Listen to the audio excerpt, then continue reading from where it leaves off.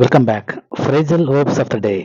Today let us learn some of the phrasal verbs with their meanings and uses. First one, bring up. Bring up means raise a child. For example, she brought up 3 children. Bring up means ಬೆಳೆಸು ಸಾಕು ಅಂತ. Second one, get off means remove. See the usage. I can't get the stain off.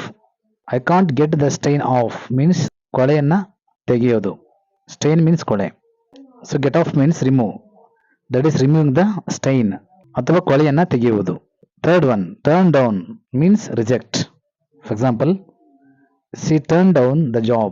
It means she rejected the job. Fourth one, put off means postpone ಅಂದ್ರೆ ಮುಂದೂಡು.